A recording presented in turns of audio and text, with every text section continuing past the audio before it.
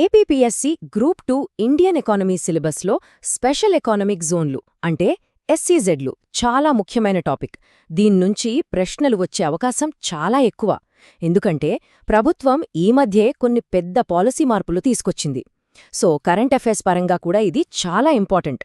ఈరోజు మనం ఎస్సీజెడ్ల గురించి తెలుసుకోవడమే కాదు, పరీక్షలో ప్రశ్నలు ఎలా అడుగుతారు, ముఖ్యమైన పాయింట్స్ ఎలా గుర్తుపెట్టుకోవాలో కూడా క్లియర్గా చర్చిద్దాం.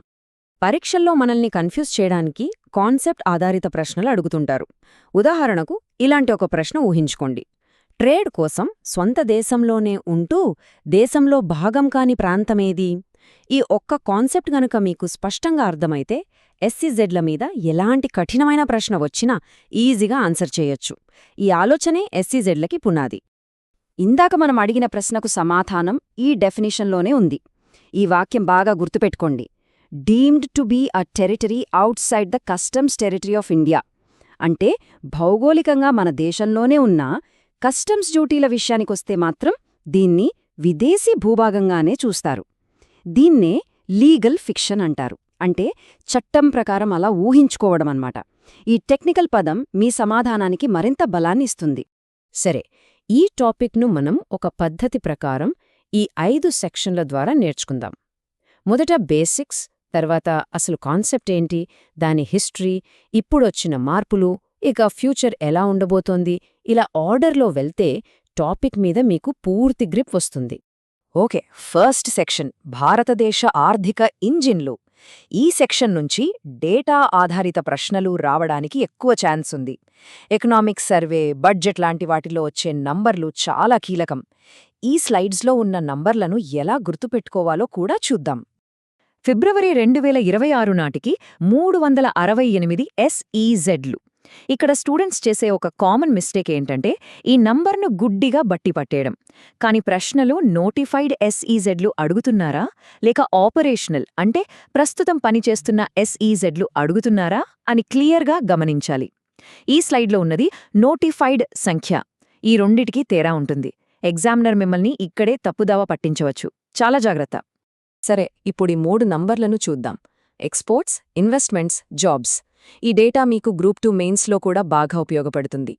ఈ సంఖ్యలను అక్షరాల గుర్తుపెట్టుకోవాల్సిన పని లేదు, కానీ వాటి ఆర్డర్ గుర్తుంచుకోవాలి. చూడండి, ఎగుమతులు దాదాపు 12 లక్షల కోట్లు, పెట్టుబడులు 8 లక్షల కోట్లు. అంటే ఎగుమతుల వాటానే ఎక్కువ. వీటిని వాటి విలువ ప్రకారం ఆర్డర్లో పెట్టండి ఇలాంటి ప్రశ్నలు రావచ్చు. ఇప్పుడు మనం సెక్షన్ 2కొచ్చాం. ఇది ఎస్సీజీ కాన్సెప్ట్లోనే అత్యంత కీలకమైన ఏరియా. చాలామంది స్టూడెంట్స్ ఇక్కడే కన్ఫ్యూజ్ అవుతారు. డీటీఏ అంటే ఏంటి? ఎస్సీజీకి దానికి ఉన్న సంబంధమేంటి? వస్తువులిక్కడ్నుండి అక్కడికి వెళ్తే ట్యాక్సులు ఎలా పడతాయి? ఈ 2 విషయాలపై క్లారిటీ వస్తే ఈ టాపిక్లో సడమొచ్చేసినట్టే. డొమెస్టిక్ టారిఫ్ ఏరియా లేదా డీటీఏ. పేరులోనే ఉంది టారిఫ్ ఏరియా అని. అంటే ఇక్కడ టారిఫ్లు అంటే పన్నులు, సుంకాలు అన్నీ వర్తిస్తాయి. సింపుల్గా చెప్పాలంటే డీటీఏ అంటే ఎస్సీజెడ్లను పక్కన పెడితే మిగిలిన ఇండియా మొత్తం. పరీక్షలో కింది వాటిలో డీటీఏలో భాగం కానిది ఏది అని అడిగితే ఆన్సరేంటి? ఎస్సీజెడ్. ఇదొక స్ట్రేట్ ఫార్వర్డ్ బిట్. ఇదే అస్సలైన గేమ్ చేంజింగ్ పాయింట్. ఎస్సీజెడ్ నుంచి డీటీఏకి అంటే మిగతా ఇండియాకి ఏదైనా అమ్మితే దాన్ని దిగుమతిగా అంటే ఇంపోర్ట్గా చూస్తారు. దీన్ని గుర్తుపెట్టుకోవడానికి ఒక సింపుల్ టెక్నిక్ చెప్తాను. ఎస్సీజెడ్ని అమెరికా అనుకోండి, డీటీఏని ఇండియా అనుకోండి. ఇప్పుడు అమెరికా నుంచి ఇండియాకి వస్తువులు వస్తే ఏమవుతుంది? ఇంపోర్ట్ అవుతుంది. దానిపై కస్టమ్స్ డ్యూటీ పడుతుంది. ఇక్కడ కూడా సేమ్ లాజిక్. ఈ ఒక్క రూల్ వల్లే ఎస్సీజెడ్లు ఎక్స్పోర్ట్స్ మీదే ఎక్కువ కాన్సంట్రేట్ చేశాయి. ఈ కాన్సెప్ట్ అర్థమైతే కొత్తగా తెచ్చిన సంస్కరణలు ఎందుకు అవసరమయ్యాయో మీకు ఈజీగా అర్థమైపోతుంది. అసలు ఒక కంపెనీ ఎస్సీజెడ్లో ఎందుకు యూనిట్ పెట్టాలి?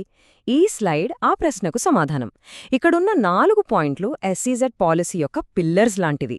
కింది వాటిలో ఎస్సీజెడ్ యూనిట్లకు లభించే ప్రయోజనం ఏది అని ప్రశ్న రావచ్చు. Duty free procurement, single window clearance అనేవి కీవర్డ్స్. వీటన్నిటి అంతిమ లక్ష్యం ఒకటే, గ్లోబల్ కాంపిటిటివ్నెస్ సాధించడం. అంటే ప్రపంచ మార్కెట్లో మన కంపెనీలు పోటీ పడేలా చేయడం. ఇప్పుడు 3వ సెక్షన్ హిస్టరీ, పాలిటీ, ఎకానమీ. ఏ సబ్జెక్ట్ అయినా కాలక్రమానుసారం అమర్చండి. అంటే క్రొనోలాజికల్ ఆర్డర్. ప్రశ్నలు ఏపీపీఎస్సీకి చాలా ఇష్టం కదా. ఎస్సీజెడ్ల చరిత్ర మీద ఈ సంఘటనలను సరైన క్రమంలో అమర్చండి అనే ప్రశ్న రావడానికి 100% అవకాశముంది. కాబట్టి ఈ టైమ్లైన్లోని ప్రతి సమస్య, ప్రతి ఈవెంట్ చాలా ముఖ్యం. ఈ 4 స్టెప్స్ చూడండి. 1965లో కాండ్లా ఈపీజెడ్, ఇది ఆసియాలోనే ఫస్ట్, సో ఇది చాలా స్పెషల్. ఇదొక ఫ్యాక్ట్ బేస్డ్ బిట్. తర్వాత 2000లో పాలసీ వచ్చింది, 2005లో యాక్ట్ అంటే చట్టం వచ్చింది, 2006లో రూల్స్ అంటే నియమాలొచ్చాయి. చాలామంది పాలసీకి యాక్ట్కి మధ్య కన్ఫ్యూజ్ అవుతారు. గుర్తుపెట్టుకోండి, ముందు ఒక పాలసీ వస్తుంది, దానికి లీగల్ సపోర్ట్ ఇవ్వడానికి తర్వాత యాక్ట్ వస్తుంది. సింపుల్గా PAR, పాలసీ యాక్ట్ రూల్స్. 2000, 2005, 2006 ఇది మీ చీట్ కోడ్. ఇప్పటిదాకా మనం బేసిక్స్, కాన్సెప్ట్స్, హిస్టరీ చూసాం. ఇప్పుడు అసలైన కరెంట్ అఫైర్స్ సెక్షన్కే వస్తున్నాం. Section 4 2026 catalyst. రాబోయే గ్రూప్ 2 ఎగ్జామ్లో ఖచ్చితంగా ప్రశ్నలు రావడానికి ఎక్కువ అవకాశమున్న ఏరియా ఇది. బడ్జెట్ 2026-27లో చేసిన మార్పులు, కొత్తగా నోటిఫై చేసిన ఎస్ఈజెడ్ల గురించి ఇక్కడ చర్చిస్తాం. చాలా శ్రద్ధగా గమనించండి. ఈ స్లైడ్ బిఫోరు ఆఫ్టర్ పిక్చర్ని చాలా క్లియర్గా చూపిస్తోంది. ఇంతకుముందు గ్లోబల్ మార్కెట్లో డిమాండ్ లేకపోతే ఎస్సీజెడ్లోని ఫ్యాక్టరీలు ఖాళీగా ఉండేవి. ఎందుకంటే డొమెస్టిక్ మార్కెట్లో అమ్మాలంటే చాలా ఎక్కువ ఇంపోర్ట్ డ్యూటీ కట్టాలి. దీన్నే అండర్ యూటిలైజేషన్ ఆఫ్ కెపాసిటీ అంటారు. ఇప్పుడు ప్రభుత్వం మీరు కొంత భాగాన్ని డొమెస్టిక్ మార్కెట్లో అంటే DTAలో తక్కువ సుంకంతో అమ్ముకోవచ్చు అని ఒక అవకాశం ఇచ్చింది. ఈ సంస్కరణ ముఖ్య ఉద్దేశ్యమేంటి? సామర్థ్య వినియోగాన్ని మెరుగుపరచడం. ఈ వాక్యాన్ని జాగ్రత్తగా చూడండి. ఇందులో 2 కీలకమైన పదాలున్నాయి. 1 సామర్థ్య వినియోగాన్ని మెరుగుపరచడం, 2 ఎగుమతి ఆధారిత స్వభావాన్ని నీరుగార్చకుండా. అంటే డొమెస్టిక్ మార్కెట్లో అమ్ముకోవడానికి పర్మిషన్ ఇస్తున్నా ఎస్సీజెడ్ల మెయిన్ ఫోకస్ ఎప్పటికీ ఎక్స్పోర్ట్స్ మీదే ఉంటుందని ప్రభుత్వం స్పష్టం చేస్తోంది. సో పరీక్షలో ఈ కొత్త సంస్కరణల వల్ల ఎస్సీజెడ్ల ఫోకస్ ఎగుమతుల నుండి డొమెస్టిక్ మార్కెట్కు మారింది అని స్టేట్మెంట్ ఇస్తే ఆ స్టేట్మెంట్ తప్పు. ఫోకస్ ఇప్పటికీ ఎగుమతుల మీదే ఉంది. ఇది బాగా గుర్తుపెట్టుకోండి. ఇది మరో హాట్ కరెంట్ అఫైర్స్ పాయింట్. ప్రభుత్వం ఇప్పుడు హైటెక్ మ్యానుఫ్యాక్చరింగ్ మీద ఫుల్ ఫోకస్ పెట్టింది. దీనికోసం 2 కొత్త స్పెషల్ ఎస్సీజెడ్లు వచ్చాయి. ఇక్కడ మ్యాచ్ ద ఫాలోయింగ్ టైప్ ప్రశ్న అడగడానికి చాలా ఎక్కువ ఛాన్స్ ఉంది. 1 సనంద్ గుజరాత్ సెమీకండక్టర్లు, 2 ధార్వాడ్ కర్ణాటక ఎలక్ట్రానిక్స్. ఈ జతలను ఖచ్చితంగా గుర్తుపెట్టుకోవాలి. సనంద్ ఎస్, సెమీకండక్టర్స్ ఎస్, ఇలా ఏదో ఒక లాజిక్తో గుర్తుపెట్టుకోండి. ఈ స్లైడ్ కొంచెం టెక్నికల్గా అనిపించొచ్చు, కానీ చాలా ఇంపార్టెంట్. సెమీకండక్టర్ ఫ్యాక్టరీలు అంటే చిన్న విషయం కాదు. వేల కోట్ల పెట్టుబడి, చాలా పెద్ద ఏరియా కావాలి. అందుకే ప్రభుత్వం సాధారణ ఎస్సీజెడ్ రూల్స్ని వాళ్లకోసం కొంచెం మార్చింది. టెక్ ఎస్సీజెడ్ల కోసం ఈ స్పెషల్ రూల్స్ ఎందుకు తెచ్చారు అని అడిగితే కారణం వ్యూహాత్మక రంగాల్లో భారీ పెట్టుబడులను ఆకర్షించడానికి, ముఖ్యంగా భూమి అవసరాలను తగ్గించడం, DTAలో అమ్ముకోవడానికి వీలు కల్పించడం అనేవి కీలక మార్పులు. ఇక మనం చివరి సెక్షన్కి వచ్చేశాం. ప్రిలిమ్స్లో ఫ్యాక్ట్స్ అడిగితే మెయిన్స్లో అనలిటికల్ ప్రశ్నలు అడుగుతారు. భారతదేశ ఎస్సీజెడ్ల ఫ్యూచర్ విజన్ ఏంటి లాంటి ప్రశ్నలకు ఈ సెక్షన్లోని పాయింట్స్ మీకు చాలా బాగా ఉపయోగపడతాయి. చూడండి, ఎస్సీజెడ్ల కాన్సెప్ట్ ఎలా మారుతుందో. కేవలం వస్తువుల తయారీ నుండి ఇప్పుడు సేవల రంగానికి, ముఖ్యంగా డిజిటల్ ఇన్ఫ్రాస్ట్రక్చర్కి విస్తరిస్తోంది. డేటా సెంటర్లు, క్లౌడ్ కంప్యూటింగ్ అనేవి 21వ శతాబ్దపు ఫ్యాక్టరీలు లాంటివి. వాటిని కూడా ఎస్సీజెడ్ల పరిధిలోకి తీసుకురావడం అనేది ఇండియాను ఒక డేటా హబ్గా మార్చే స్ట్రాటజీలో ఒక భాగం.